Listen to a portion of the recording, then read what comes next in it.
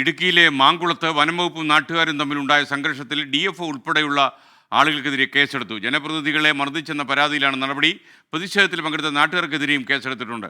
മാങ്കുളത്ത് വനപാലകരുടെ അഴിഞ്ഞാട്ടമെന്നാണ് ജനകീയ സമരസമിതി ആരോപിച്ചത്. നാളെ DFO ഓഫീസിലേക്ക് മാർച്ച് നടത്തും.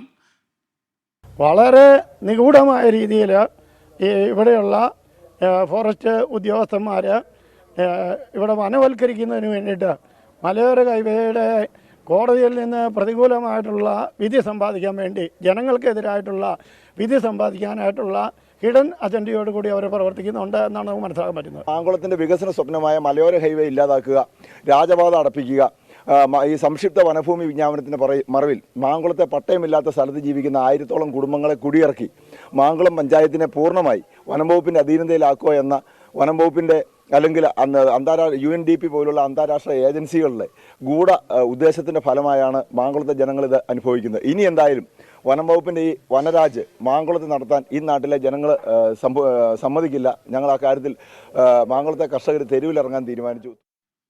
ഇടുക്കിയിൽ നിന്ന് വിഷ്ണു സുരേഷ് വിവരങ്ങളുമായി ചേരുന്നു. വിഷ്ണു, പറയൂ.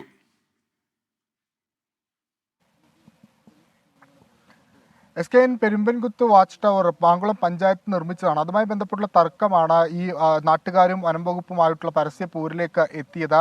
വനംവകുപ്പ് പറയുന്നത് ഈ വാച്ച് ടവർ നിർമ്മിച്ചിരിക്കുന്നത് വനഭൂമിയിൽ എന്നാണ്. പക്ഷേ അത്തരത്തിലല്ല, ഇത് കൃത്യമായി പഞ്ചായത്തിന്റെ അധീനതയിലുള്ള ഭൂമിയിലാണ് നിർമ്മിച്ചിരിക്കുന്നത്. അങ്ങനെ എന്തെങ്കിലും ആക്ഷേപം ഉണ്ടെങ്കിൽ 3 വർഷം മുമ്പ് ഇത് നിർമ്മാണ പ്രവർത്തനം നടക്കുന്ന സമയത്ത് വനംവകുപ്പിന് ആക്ഷേപം ഉന്നയിക്കുമായിരുന്നു. പക്ഷേ അത്തരമൊരു ആക്ഷേപം ഉണ്ടായില്ല. വനംവകുപ്പിന്റെ പിന്നിൽ കൃത്യമായ ഹിഡൻ അജണ്ടയുണ്ട്. ആ അജണ്ടക്കനുസരിച്ച് വനംവകുപ്പ് പെരുമാറുന്നു എന്നുള്ളതാണ് സമരസമിതിയുടെ ആക്ഷേപം. ഇന്നലെ ഇതുമായി ബന്ധപ്പെട്ട് പ്രതിഷേധമുണ്ടായി. ഈ പ്രതിഷേധത്തിനിടയിലാണ് ജനപ്രതിനിധികൾ ഉൾപ്പെടെയുള്ള ആളുകൾക്ക് മർദ്ദനമേറ്റത്. ഈ പശ്ചാത്തലത്തിലാണ് മൂന്നാർ പോലീസ് DFO ഉൾപ്പെടെയുള്ള ആളുകൾക്കെതിരെ കേസെടുത്തത്. ഈ വനംവകുപ്പ് ഉദ്യോഗസ്ഥരെ മർദ്ദിച്ചെന്ന പരാതിയിൽ നാട്ടുകാർക്കെതിരെയും കേസെടുത്തിട്ടുണ്ട്. പ്രതിഷേധത്തിൽ നിന്ന് ഒരടി പോലും പിന്നോട്ടില്ല എന്ന നാട്ടുകാർ അസന്നിഗ്ധമായി പ്രഖ്യാപിക്കുകയാണ്. നാളെ DFO ഓഫീസിലേക്ക് മാർച്ച് പ്രഖ്യാപിച്ചിട്ടുണ്ട്. അതോടൊപ്പം തന്നെ പഞ്ചായത്തിൽ ഹർത്താലും പ്രഖ്യാപിച്ചിട്ടുണ്ട്. ജനകീയ സമരസമിതിയുടെ നേതൃത്വത്തിലാണ് ഈ ഹർത്താൽ പ്രഖ്യാപിച്ചിരിക്കുന്നത്. മാങ്കുളത്ത് വനംവകുപ്പും അതോടൊപ്പം തന്നെ നാട്ടുകാരുമായ ഒരു പരസ്യ പ്രതിഷേധത്തിലേക്കും പോരിലേക്കും കാര്യങ്ങൾ പോകുകയാണ്. സമവായത്തിനില്ല എന്ന നിലപാടിൽ ഉറച്ചു നിൽക്കുകയാണ്.